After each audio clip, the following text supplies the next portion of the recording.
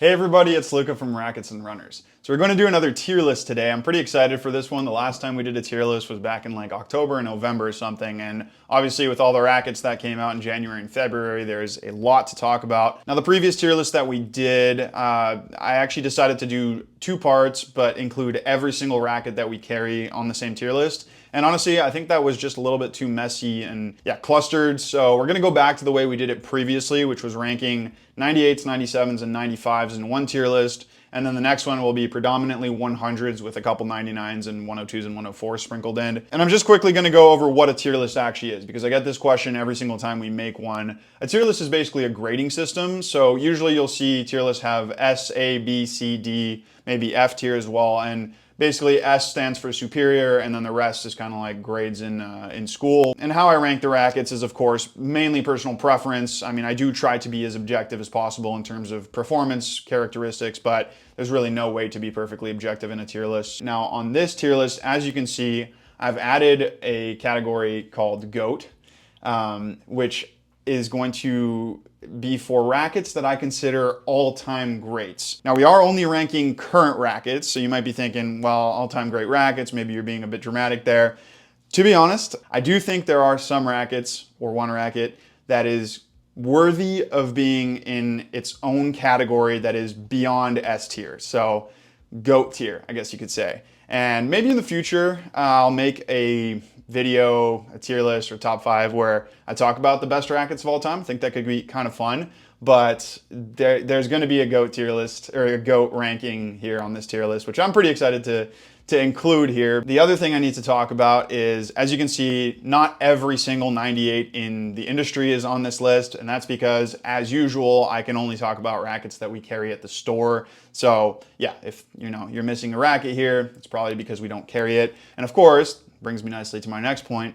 Any of the rackets that we talk about today, you can check out on our website, racketsandrunners.ca. That's going to be it for the introduction. We have like 29 rackets to talk about, so got to get into this before it turns into like a 45-minute video. Honestly, it's probably going to be that long anyway. But yeah, we're actually going to start with the RF01 Pro. Now, I am a huge fan of the RF01 Pro, and I think I've made that clear from a few videos now. The thing about the RF01 Pro is I was a little bit worried when I first saw the way this racket was designed. Obviously, it's a non-constant beam, it has an oval beam design. To be honest, it looks a lot like a radical. And in my mind, I was like, there's no way Federer is gonna go from playing with an RF97 to playing with something that feels or plays like a radical. But that's not at all how the RF01 plays. The main thing with this racket is actually its lack of technology. And I do think that's part of the reason why some people don't really like it quite as much. It has quite a small sweet spot. It doesn't have a ton of free power. It's not the most forgiving racket, but on the flip side of that, it feels excellent. It has that kind of classic point and shoot playability, and they nailed what it was designed to be. I kind of understood the way it's supposed to be played is like, adopting a Roger Federer style of play where you take the ball really early, you try to dictate points, you try to take over rallies, and you need to swing it really fast. And if you play it that way, I honestly don't think there are many better rackets. Now, I definitely don't think this racket deserves to go into the GOAT tier because it's not usable for a lot of players. But to me, this is an S tier racket. Now, I might move it down into the A tier, but I'm not going to move it down into the A tier. Like the RF01 Pro, in terms of its target playability, there's nothing better than it. And the next racket, which is the Pro Staff, is perfect to compare to it because the Pro Staff 97 definitely has a little bit more of that modern playability. You feel, I think it has paradigm bending as its like main layup technology, and you definitely feel that. Like it doesn't have that traditional foam-filled, really, really precise feel of the RF01 Pro. Now, don't get me wrong, the Pro Staff 97 is still very controlled, very precise, and feels excellent, but it's not quite as raw and classic as the RF01 Pro, and because of that, it is a little bit more forgiving. I would say if you're picking between these two rackets, go for the RF01 Pro if you want something that swings a little bit more modern, that undulating beam, that oval beam. It is a little bit quicker through the air. Go for the Pro Staff 97 if you like that classic swing, but you want something a little bit more forgiving on contact. The RF01 Pro is not the most forgiving racket. So I'd say both are made for a really, really high level player, but that's kind of the best way to determine which one works better for you. And I do have to say, I think the Pro Staff 97 to me is not an S tier racket. The Pro Staff 97 to me right now is a little bit more muted than I would want from this style of frame or from something with the Pro Staff name. So A tier for the Pro Staff, S tier for the RF01 Pro. Okay, now we're starting with some awesome rackets here. And yeah, in the introduction, I said that I included a GOAT tier for at least one racket here, and that racket is the Aero 98. You know, in the previous tier list, I've had it at S tier and didn't really think it could improve on that, but to me, the Aero 98 deserves to be distinguished from the rest of the rackets that I'm going to put in the S tier, because to me, the Aero 98 is an era-defining frame. Now, what do I mean by that? Well, I mean it's comparable to rackets like the original Pure Aero, the original Pure Drive, the Pro Tour 280, and then, you know, the original graphite racket. It's in that category of rackets where I think it's going to change the way tennis is played. It's obviously a spin racket because it has the Aero name, but the smaller head size improves it in terms of well-rounded playability so much compared to the Aero 100. The precision is on par with the best control rackets in the world right now. Now, it doesn't feel the same as those. It doesn't give you that traditional controlled experience, but in terms of precision, it's up there with the very best rackets. Its stability is unbelievable, like truly unbelievable. And because of its design, we already talked about the spin, but the power is also crazy. And every time I play with this racket, I'm more blown away by just how unique it is compared to pretty much anything else on the market. And it's been out for a little bit over 2 years now, and it's completely taken the tennis world by storm. Over time, every player at the store has tested it and slowly just was like, no, this is the racket that I play my best tennis with. It gives me the most, and there are the fewest drawbacks. So, you know, that's testament number one. And testament number two is Thies, Rune, Alcaraz. I mean, we're seeing it pop up in the hands of so many young professional players, and that's because it is very, very good. So it 100% deserves GOAT tier status here. And honestly, that's kind of the reason why I had the GOAT category. So yeah, Aero 98 is a phenomenal, phenomenal racket. Okay, now we are going to move on to another Babolat racket here, the Pure Strike 6019, and I'm just going to couple in the 1820 in there as well. And I mean, I'm not going to talk about these rackets in the same way I just talked about the Aero 98, but don't confuse that for me not liking these rackets. The Pure Strikes are super, super, super powerful control rackets, which is actually a good thing because you get the consistency and the precision that you get from control rackets, but with a lot more potential to hit hard. And part of that is the swing weight, but it's also the design. So it's a non-constant beam, which means it's a little bit more rigid. And that also means really, really good spin. These rackets are spin friendly, especially the 16x19. So yeah, they aren't, you know, quite as well-rounded as the Aero 98, but if you do like something a little bit more traditional feeling, then this is a really good option. Now, I do have to warn players, these have really high swing weights. They are a little bit clunky to swing, so you need to be able to handle a 335 plus swing weight if you're gonna play with these. But if you can, huge, huge playability potential. I was actually considering switching to this racket for a while, but I don't think I will now. It's just a little bit too tough to swing for me. So the Strike 1619, I'm going to put in the S tier. I don't think I'm gonna put the Strike 1820 in the S tier. I'm gonna put it in the A tier. I don't see many drawbacks to going for the 1619. It's still super precise, super consistent, super controlled. It just has a slightly higher launch angle than the 1820, but with that higher launch angle, you get more spin as well. Obviously, really good players can spin the ball with the 1820. Dominic Thiem, I think, was the highest RPMs on the Pro Tour for the longest time. He was using the 1820. But I do think for more people, the 1619 is just a little bit easier to use. So I am going to put it in a tier above. Okay, the RF01. Now, I put this racket pretty close to the RF01 Pro because I do want to talk about it. I don't think it's quite as special as the RF01 Pro. Like, I think the RF01 Pro, with its higher weight and its stiffer flex, is a little bit more, it has more power, has more precision, and it has better feel. The RF01 it's not mushy, but it is a little bit more mushy than the RF01 Pro. I think the way this racket was designed is the flex rating for the RF01 Pro is the perfect flex rating, and this is just a little bit more forgiving and easier on the arm. So I don't think it's quite as special, but it is easier to use, and I think most people who want to play with this racket should go for the RF01 Pro. It's just, if you really want to play with this line, but you don't have the level, this is the one to go with, but I don't think it's quite as special. So I am gonna put it in a tier under. I don't really wanna put it in the B tier because I still think this is a great racket, but it's still not quite there. So I am gonna put it in the A tier for now. Okay, the Dunlop CX200. This is, yeah, it's a racket I did like when I play tested it. It's a really modern control racket where there's a ton of stabilization tech, which intrudes on the feel, so you definitely don't have that traditional control feel. But that also makes it quite forgiving, a little bit more powerful as well, and yeah, really user-friendly. I just think there are better options if you want a sort of hybrid racket. And yeah, these mushy, constant beam controlled frames, they're becoming a style of racket that I'm not a big fan of. Part of the reason I play with control rackets is because I want that super addictive feel, and they don't provide that. And then there's a lot of drawbacks to playing with control rackets, mainly in the power and spin department. So I'm gonna put the CX200 in the C tier. Obviously not a bad racket. Again, I would gladly play with this, but I just think that in terms of performance, there is much better out there.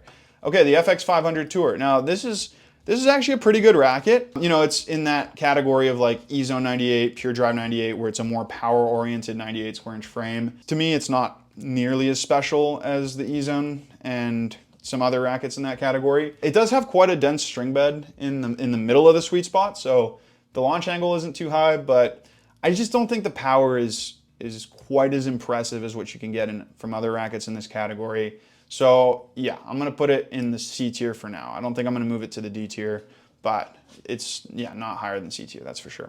Okay, the Head Boom Pro. Now, you guys all know how I feel about this racket. For those of you who don't know, this is the racket that I switched to back in like September of 2023, I believe, something like that. Now I am switching away from the Boom Pro. I will be making a racket switch journey video very soon. For those of you who follow me on Instagram, you've seen me playing with the Aero 98 a ton. Obviously that's definitely at the top of the list right now in terms of potential switches, but there are others. But let me first start with why I think the Boom Pro is such a good racket. The Boom Pro is a constant 22 millimeter beamed 16 by 19 98. So it's kind of a modern control racket in a lot of ways. Like, constant beams are basically the #1 indicator of being a control racket. And because of that, it feels excellent. You know, constant beams kind of have that more traditional flex. But what the Boom Pro has that, you know, something like a Prestige doesn't have is that really modern hoop design. A lot of the brands nowadays are shaping their hoops to concentrate more mass farther up the sweet spot because that improves plow through, it improves stability. It also gives you a little bit more spin at the slight detriment of maneuverability. Now, my main issue with the Boom Pro, I think it just feels a little bit too unique. I'm in a situation where I play with every single racket in the industry on a regular basis. So I don't get to play with my actual racket that much. Like I probably, the last time I played with the Boom Pro was months ago. So when I go back to it, after playing with so many other rackets, it does feel a little bit foreign. And that's because of the way it swings through the air. It almost swings a little bit longer than it actually is because there's so much mass concentrated in the upper hoop. And that's not like an inherent issue with the racket, but I don't love that when I've gotten used to more normal feeling rackets, I guess is what I'm trying to say. You know, if I was in the position where I could play, or I only played with my racket all the time, I'm sure the Boom Pro would feel like the most normal thing on the planet and I would not want to switch away from it.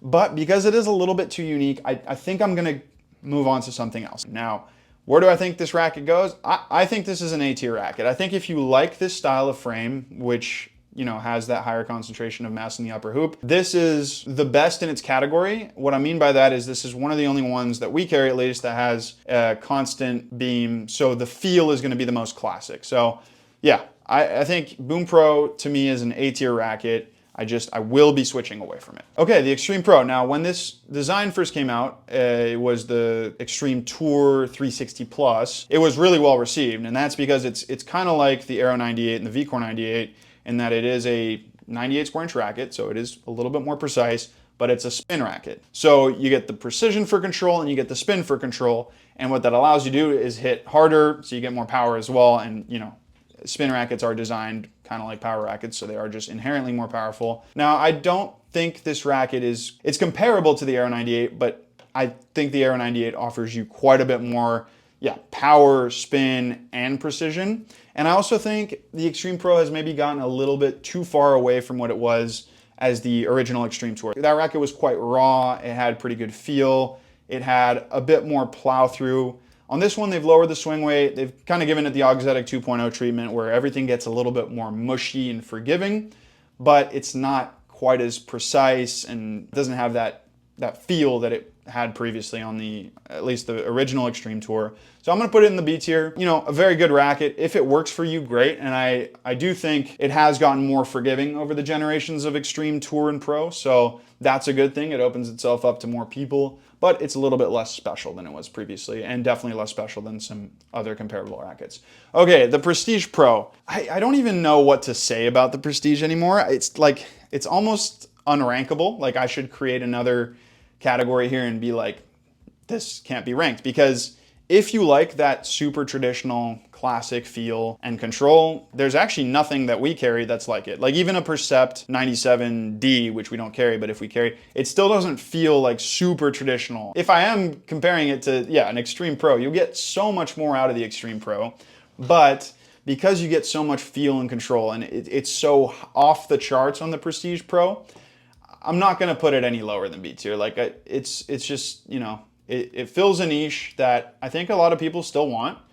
So yeah, I'm gonna keep it in the B tier for now. And I don't think it'll ever go lower than the B tier. Okay, the TF40 315. Now the TF40s are, they're pretty good rackets, all things considered. One thing I love with all Tecnifibre rackets is the feel, because they're foam filled and they really don't have much kind of extra, technologically speaking. It also has a surprising amount of spin. The one thing with this racket is it really does lack power. Like this is the type of racket, if you want power, if you don't play a super counter-punchy style, you kind of have to add lead to it. Even the 315, like the 305 for sure, the 315 also, because the swing weight's quite low. So it is underpowered, and because of that, yeah, I'm gonna put it in the C tier. I mean, it's funny because you compare it to like a Prestige Pro. Does it deserve to be a tier lower than the Prestige Pro? I think so, because this racket, it is a 16 by 19, so it's a little bit more modern. It's not gonna give you that like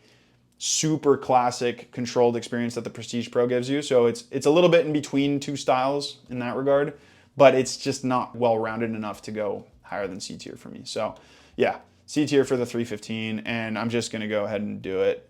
Put the, yeah, TF40 305 in the C tier. I think I've had these higher in the past, but yeah, at this point, something classic like that to me just, it's a little bit lacking now.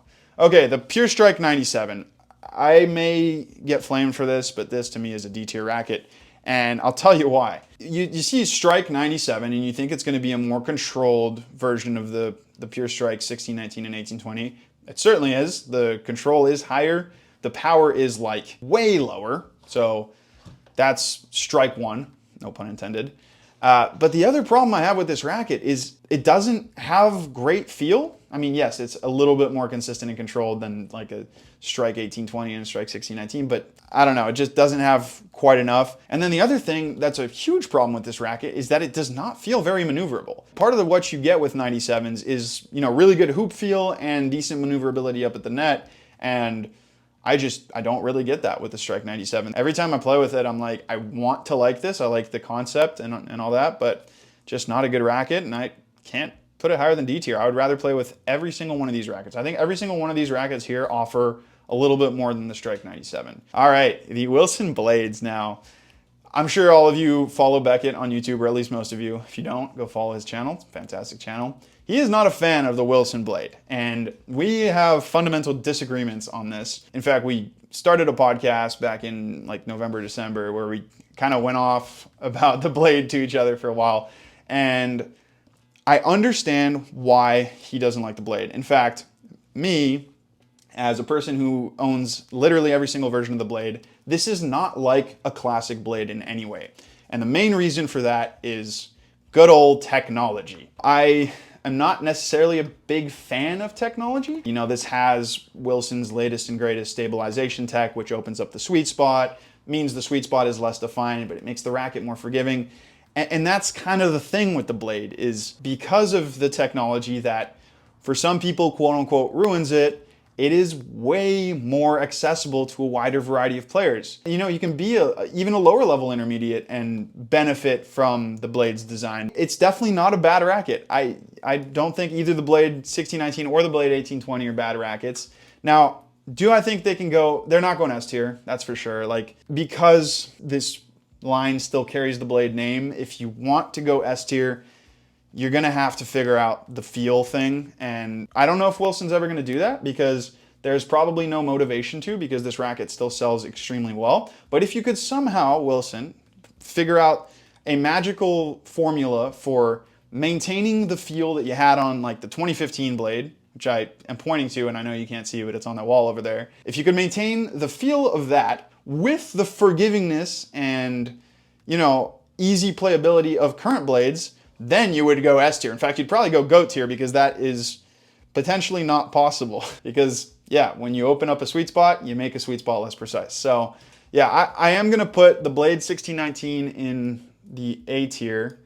And I'm going to do the same with the Blade 1820. I don't think these are a tier, you know, I don't think they're separated by a tier. The one thing I will say is the Blade 98 1820 does feel a little bit more traditional, and that's not just because it, you know, has a lower launch angle and a slightly more consistent string bed. I think that denser string bed, I guess it closes the sweet spot a little bit, which makes the sweet spot more well-defined, but it also makes everything a little bit duller. And I know that doesn't necessarily sound like a good thing, but one of the problems with this technology that's in the Blade is it feels mushy and almost like rubbery, and adding density to the string bed kind of kills that rubbery element to me. So if you do want a more traditional Blade experience, definitely go for the Blade 98 1820. So yeah, I mean, they might not go down superbly well with the purists, but they are good rackets, in my opinion. Okay, now the Percept 9797H. Now these rackets are kind of a counterexample to the Blade, where yes, they are more modern than something like the Prestige Pro, but they don't sacrifice that classic feel and playability quite as much as the Blades. I think the Percept 97 is an S tier racket, and one of, if not the best, true control rackets if you're looking for a true control racket, because it does a fantastic job of blending super classic control with modern elements. There's one other control racket that is also fantastic at those things, but it's not a 98, so we're not going to talk about it today. Okay, the Percept 97H is similar to the Percept 97, just a little bit heavier, and because of that, I am going to put it in a tier under. I just think the perfect target weight specs for the Percept 97 lie somewhere between the 97H and the 97. And if you do want a slightly heavier Percept 97, just add some lead tape, add a leather grip, add some weight to the hoop. Okay, so the T-Fight 305S. I've actually just gone and moved it up forward a little bit because I didn't want to talk about 4 Yonex rackets in a row and add a little bit of spice, because variety is the spice of life. And because I really want to talk about the T-Fight 305S, because if you watched my review of the T-Fight 305S, you know that I was absolutely in love with this frame. Ever since the T-Fight line came out, I think back in like the mid-2010s, it has been a really good racket and really underrated. There was something about the T-Fight design that was super controlled, super consistent. You know, it has 18 mains, so in a way, it's a classic control racket, but because of the way they designed the beam, you had way more power and spin than like actual true control rackets. So it was always a really good racket up until the last generation. The one problem with this design was that, I guess, to get a lot of that power and spin, they had a really high swing weight. So it was good, but it was tough to use. And then they released this one, and you know, I think they knew the main criticism with the T-Fight 305 was that it was hard to use and it's not very maneuverable. And they targeted that by widening the beam a little bit to make it, you know, equally powerful and spin friendly, but at a lower swing weight. And you run a risk when you play with beam that you're going to completely change the playability of your racket. You know, by making it wider, you could make it less precise. You could make the feel a little bit worse. And somehow all those things also improved. So an absolute lesson in how to redesign a frame, subtly redesign a frame to make it marginally better, but you know, overall much better. And this, to me, yeah, I think I've just talked my way into it. I'm putting it GOAT tier. I really think that this is going to be maybe not an era-defining frame the way the Aero 98 was, but it is similarly S tier at everything, where the control is fantastic. The spin it's always been great on T-Fights. It's even a little bit better for this generation because it's quicker to swing. Power is phenomenal. I mean, it's still a pretty, not high swing weight. It's like 327, I think, is the target swing weight. So plenty of plow through. And then there's the feel that I do want to talk about, because this is something, you know, I have said with the TF40s that feel is excellent on Tecnifibre rackets, but this is a foam-filled racket, so it has that really addictive thwack on contact. And you know what? That's something the Aero 98 can't really compete with. The Aero 98, I actually do like the feel of the Aero 98 when you hit like a proper, powerful, spinny ball. It does have some very unique and nice feedback, but it is more muted. It is more modern. It's more Babolat than something super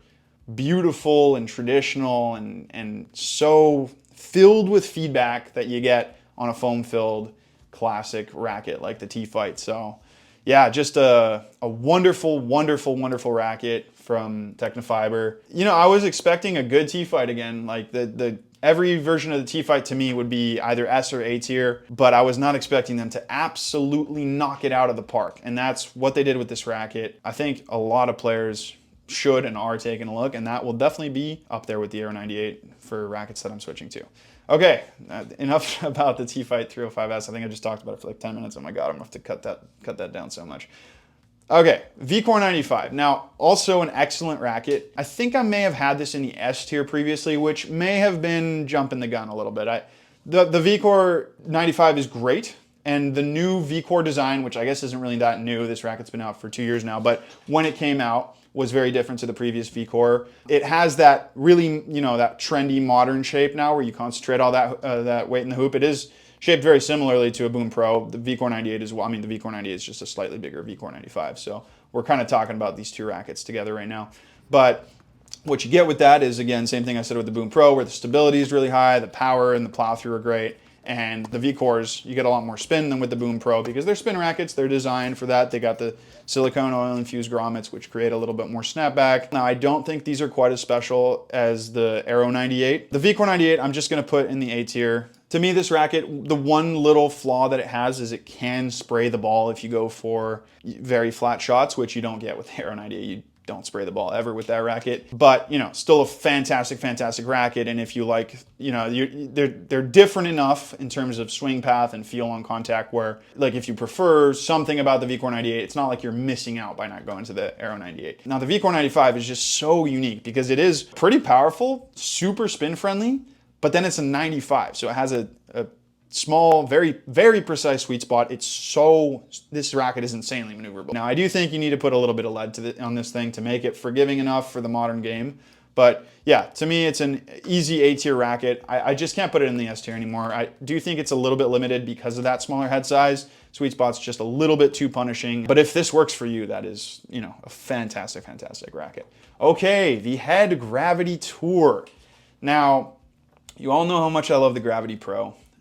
Would I put the current Gravity Pro in the GOAT tier? Guess you'll have to wait to find out. But the Gravity Tour is a racket I was waiting for like 4 years, and I was not disappointed. You know, a 98 square inch Gravity makes it more maneuverable. The sweet spot is not smaller than on the Gravity Pros because this does have a thicker beam. It's like the old Gravity Tour, it's a 22 millimeter, and the Gravity MP, it's a 22 millimeter beam. And there is this magical feel element on the Gravity Tour that I was really not expecting because it has auxetic. Auxetic has been a little bit overly muted on some, or auxetic 2.0 has been a little bit overly muted on some rackets. But the Gravity Tour has this crazy thing where when you're hitting big shots, it almost like crispens up when you make good contact, and it gives you this really unique feedback the sound, it sounds like a gunshot. It's a really fun feel experience because it's not super traditional, but it is awesome in its own way. So yeah, very unique racket. And then of course it has the Gravity shape, and what the Gravity teardrop shape gives you is great stability, great power, great plow through, great spin, a little bit clunkier. And that would be my one main issue with this racket, is it is a little bit more difficult to generate racket head speed than on some other 98s. And the other thing is it can be a little bit launchy. It's a 16 by 19, and in the sweet spot, the string bed is really open. So it can be a little bit launchy. Now, obviously it does have a lot of spin. Do I think it's an S tier racket? Yeah, I do think it's an S tier racket. I actually think it's easily an S tier racket. I'm looking at the Percept in the S tier racket. I'm kind of thinking Polar Bear in Arlington, Texas there, but no, I'm gonna keep it S tier for now at least. Okay, the new Yonex Ezone 98. Now, I'm very passionate about Ezones, as you probably know, because the Ezone was kind of my first favorite modern 98 square inch racket. I used to play with blades, and then I played with the DR98, the Ezone DR98, and I was like, oh wow, this like more modern design gives you more spin, more power, and it doesn't necessarily take away from the classic hitting experience to the point that you used to get with 100 square inch like power and spin frames. So I've liked every version of the Ezone 98 except for like the one that came after the DR. That was just so disappointing. But my one qualm with the Ezone in recent years has been that they've really muted it and mushened it up, which makes it, yeah, it makes it even more forgiving, a little bit more easy depth and all that, but it takes away from that feel. This has quite a mushy, large sweet spot.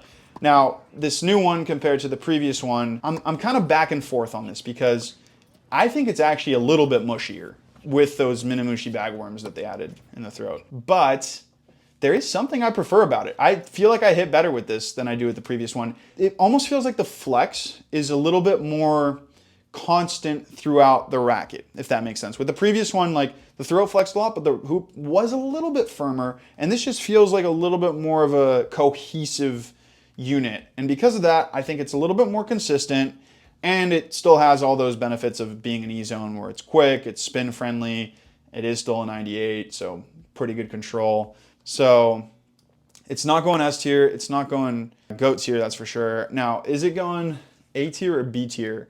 Yeah, I don't really have the heart to put this in the B tier. Yeah, no, I mean the E-zone's just not a B tier racket. This is still an excellent racket. It's kind of like the Blade, where it's not going to give you that massive dopamine hit of some other rackets, and it might get a bit of criticism because of that, but it's the type of racket you can win a lot of matches with because it's so good on paper. So yeah, technically a very, very good racket. I'm not going to put it any lower than A tier. Okay, the Radical MP and the Radical Pro. Not the best rackets in the world, kind of just average rackets, I guess. Yeah, I guess that's a good way to describe them, like average feel, average spin, average power, average control.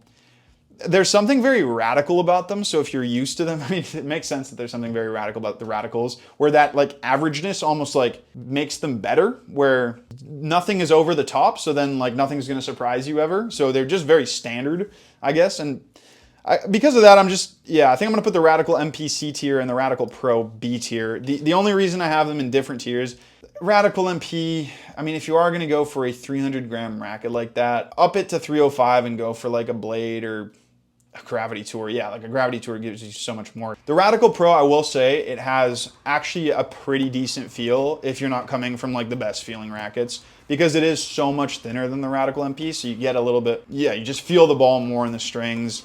And because of that, I think control is better, consistency is better. It's a fine racket. I would much prefer playing with this over the Radical MP, so that's why I've got it in the B tier. Okay, the T-Fight 300S. Now, I actually thought this might be the perfect racket for me because, you know, coming from the T-Fight 305S, I was like 16 by 19. I'm really starting to like 16 mainers because they do give me more spin. I'm trying to play a more spin-friendly style.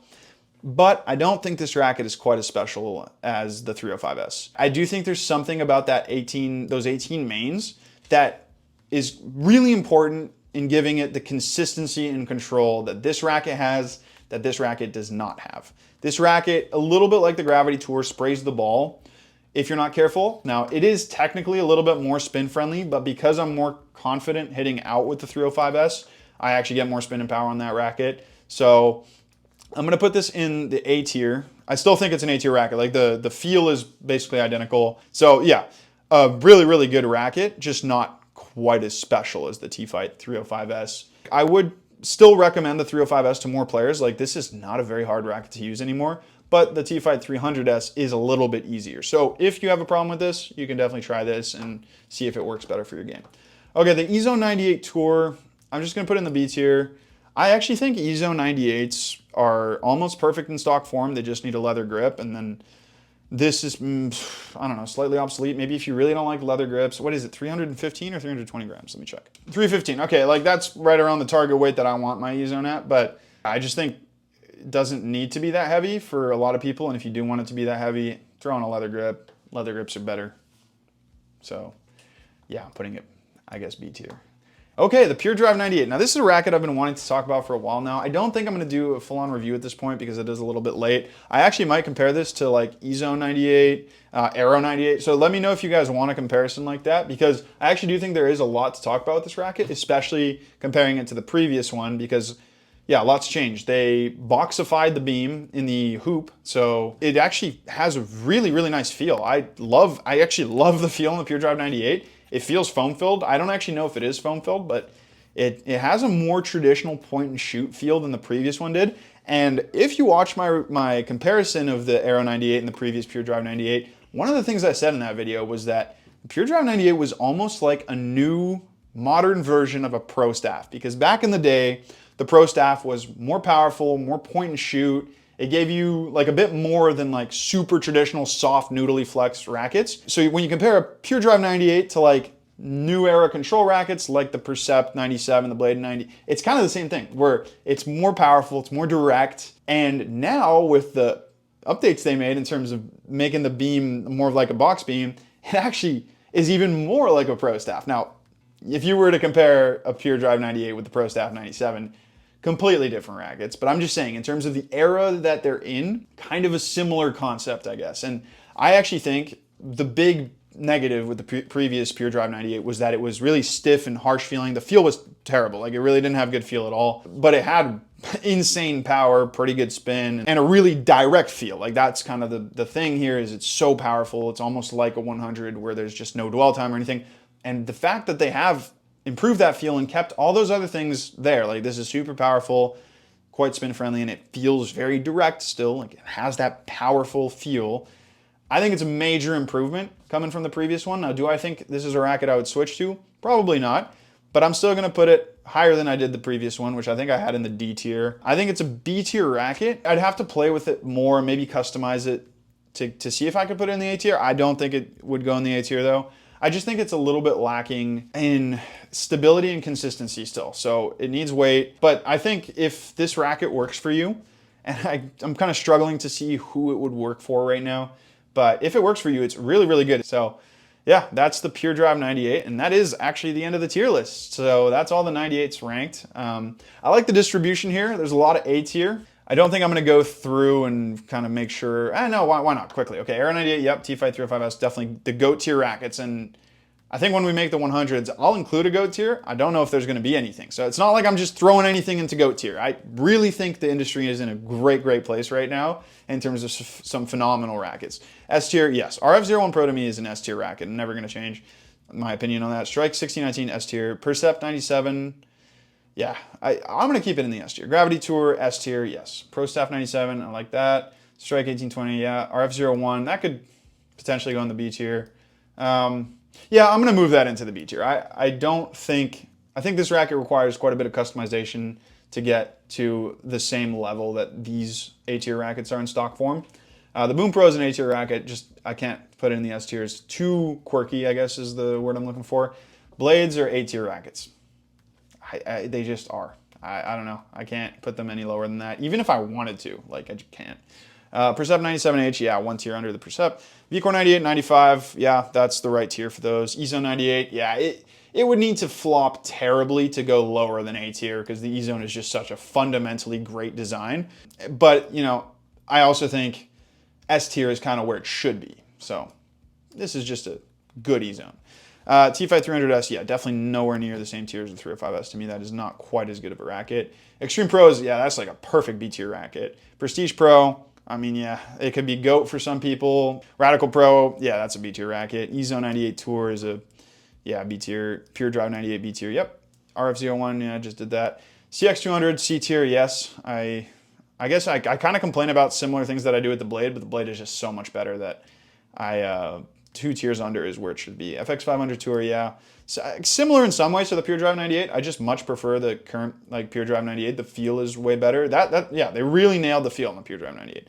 TF40, 315, and 305, yeah, those are C tier rackets. And then the Radical MP is a solid tier under the Radical Pro, so C tier. Yeah, that makes sense. And the Strike 97 is D tier. Yeah, this is exactly how I'm quite happy with this. So I think the only thing we changed there is bringing the RF01 down a tier. So yeah. that's the end of the tier list. I think we're gonna have the 100 square inch one coming out within the next month or so. I'll probably do, I think I'm gonna do a strings video before that, just because I haven't made a strings video in a while. And yeah, if you enjoyed, please remember to like and subscribe. And with that said, that is going to be the end of the video. Thank you so much for watching, and I will see you in the next one.